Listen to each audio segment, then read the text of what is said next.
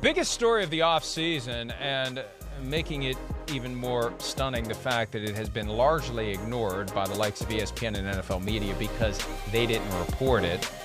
Chris and I started talking about it in late February, the possibility of Tom Brady and Sean Payton to Miami. Dave Hyde of the South Florida Sun-Sentinel reported on Friday that it was in play. It wasn't just in play.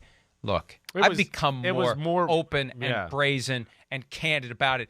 It was happening. It was halfway down the road. Done. Right. It wasn't. It was done. It was just a matter of how it all unfolded. But you know how these big deals go. They get done, and then there's a way that it has to play out. It was done. Tom Brady retires February 1. The next week, he would have been named minority owner of the Miami Dolphins. Then, not long after that, they would have done a deal with the Saints for Sean Payton. And then at some point after that, after the Buccaneers had found another quarterback, and they really couldn't have brought back Tom Brady because they've devoted the resources to another guy that they're getting ready to be their quarterback, that's when you take what you get from the Dolphins, and he becomes their quarterback. It was happening. The Brian Flores lawsuit, filed the same day Tom Brady retired, derailed everything, but it was happening. And what Dave Hyde has added to that conversation, that it's not a surprise to me, but, you know, one of these reports is going to wake more people up. Hyde said that the Dolphins were going to pay Sean Payton $100 million over 5 years. Now, Albert Breer of SI.com yesterday said it was actually 4 years. Either way, $20 million or $25 million per year, a $100 million contract for Sean Payton. You don't get to that point if it's not done. You don't get to the point where you know what they're going to pay him if it's just exploratory. It was a done deal. It was happening, but for the Brian Flores lawsuit. And I'm telling you, the more I think about it, because I really do think it was in Brian Flores' interest to wait for the Texans to hire Josh McCown, wait for the Dolphins to hire Sean Payton, makes your case stronger, right? I really do feel like, and I don't know this, but I do feel like that there may have been a desire to blow that up and keep Stephen Ross from getting Sean Payton and Tom Brady. It was a nice little collateral benefit to filing the lawsuit when Brian Flores did, Chris. Yeah, I don't doubt that. I don't. Yeah, I mean, hey, you're getting, screwed over. Why not, screw those people over on your way out the door? I could certainly see that mindset there a little bit, or make things hard on them. But yeah, I don't even know what else to say here. I feel like we've talked about it so many times. I want to just be like, I told you so, I told you so, I told you so. We've been saying it since February 28th. I'm sick of going on radio networks and people going, what about that rumor? And like, rumor, we've been talking about this and telling everybody. I've had that happen. I know. Hey. We are the people that started that real factual rumor. What do you think of that? What do you think about that Sean Payton to Miami rumor? Well, I'll tell you what I think about. And I got some pushback from some people who backed away eventually once I started pushing back, especially even Tampa Bay. I mean, come on, it's as real as it gets. It was not like real. It was halfway down the road and almost home. That's how far down the road they were with this conversation. And then again, Brady was asked about it last week, and what did he do? BS'd and didn't say one damn thing. Oh, I talked to a lot of people. I talked to a lot of teams. And he changed the subject. Right, he changed the subject. Come on. He was leaving Tampa Bay. There was compensation already discussed now, and that's real. And then it was compensation discussed between Miami and the Saints and the Bucs and the Miami Dolphins as well. It was all in the works and happening, and the plan was going as planned until, like you said, Brian Flores and all that happened. So, again, this is what I love. We're going to continue to get more inklings and inklings and inklings to where, it's going to come, like you said it from the start. It's going to come late August or early September. Week 1, Sunday Splash, yeah, ESPN, exactly. Schefter. That's what's going to happen. Tom Brady begins his third season with the Tampa Bay Buccaneers, but it was almost a different team. Tune in next. I know. For more. Right. That's what's going to happen. happen. Out there for 7 months. Yeah.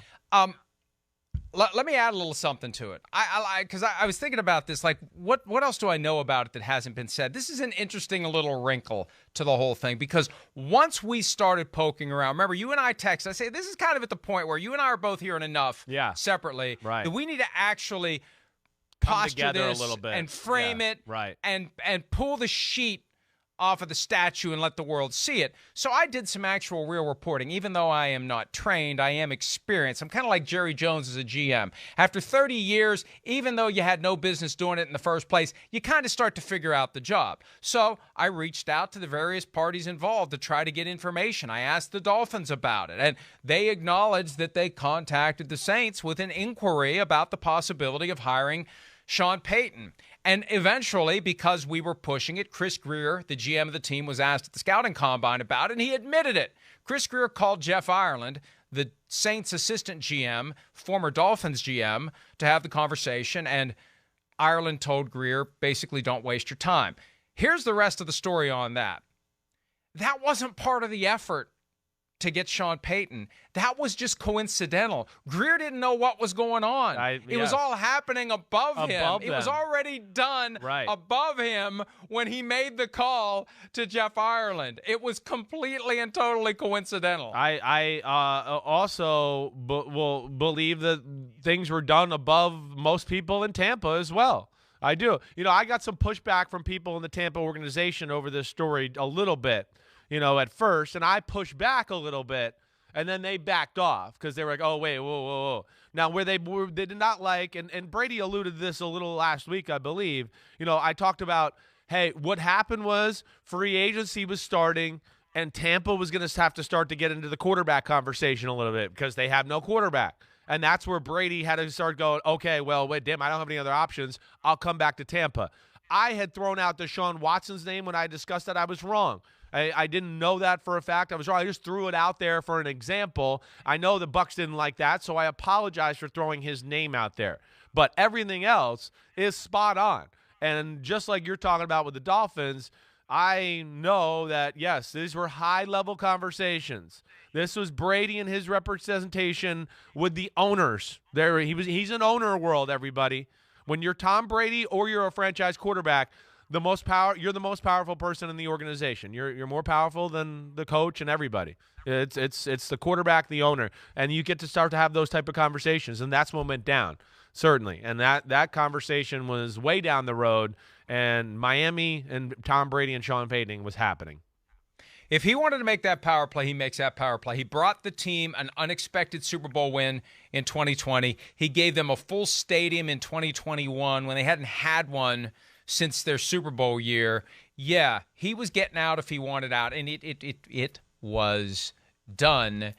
And one of these days, they're going to wake up to it. Now, I know some of the folks at ESPN are talking about it, but it's never been really mentioned or discussed or even acknowledged by their news-breaking group because, look, it's funny to see this. It's not theirs, so they're acting like it's not real. Same as NFL media. I don't think NFL media has breathed a word of this. They didn't report it, so it's not real. It's not ours. We're just going to ignore it because we don't want to have to give somebody else credit because we got scooped. We should have had it. It's amazing, and I know that the reporters are under a lot of pressure and it's competitive, but I mean, come on. It is what it is. It's out there. So what? You're not going to get every damn story. That doesn't mean you ignore the ones you don't get. I agree. I feel like there's two things in play there. I think the NFL doesn't want that story to be out there. That would be the first thing, right? I mean, just because of the Brian Flores situation and all that. There's so many illegal things about Sean Payton and Brady going to – I mean, they broke every law in the CBA. I mean, they broke every law. Tampering galore. Exactly right. I mean, everything there. So then there's that. And then the other aspect I will bring into this, and a guy I got great respect for here, and Adam Schefter.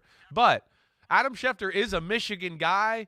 He is a Brady guy by all accounts. And, the owner of the Dolphins, where did he go to school? Oh, that's right, Michigan.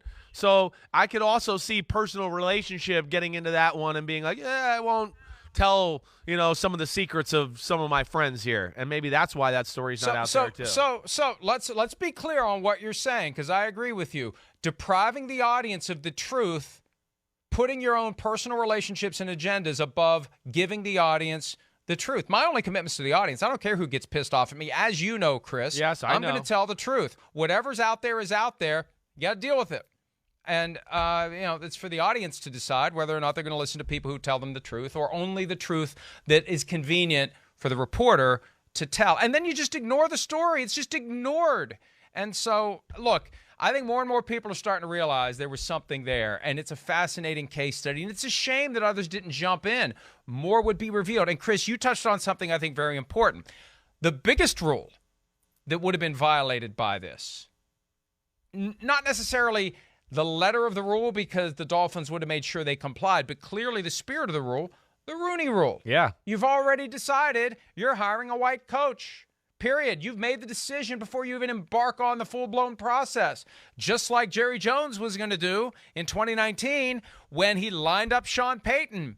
He still had a coach in Jason Garrett. Jason was getting fired. They were going to do a search that complied with the Rooney Rule, and then they were going to trade for Sean Payton. It was all set up ahead of time, and it was just a matter of implementing it. I think you're right. NFL media, they know they're stepping onto the third rail if they talk about this story, because it exposes the underbelly that has really characterized the last 20 years. Yeah. The Rooney Rule isn't something that owners generally look to as some guiding light that gives them a better sense of how they should go about hiring coaches. It's like filling out your tax form. You just got to do it.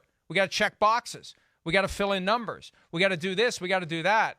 Form over substance. At the end of the day, we're still hiring the guy we want. Oh, and we're going to set it all up before we embark on this phony process of complying with this rule, because the league requires us to comply with this rule. Yeah, right. I mean, I think, yes, all of that. And then the fact that, yeah, the owners were so involved, I think, here in, basically, talking about commodities that weren't available, on top of that. So there's a lot of issues there where I think that would scare NFL media off of, and as far as that's concerned. But, hey, this was a real thing. There's no doubt about that. We know that. And I think you're right. It's going to continue to come out. And at some point, everybody's going to buy into what we've been trying to tell them since, what was that, mid-March when we broke or started talking about this? It was February 28th. February 28th, yeah.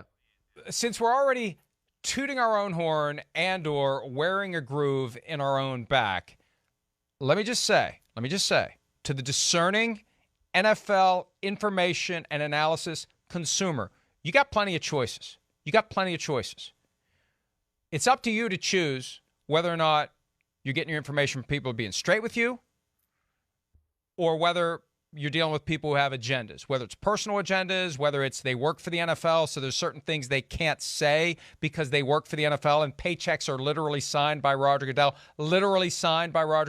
You decide where you're going to get your information. It's up to you. We're still going to be here doing what we do. Now, the Sean Payton transaction would have entailed, I'm told, a first-round pick from the Dolphins to the Saints. Hi, I'm Mike Tirico, and thanks for watching.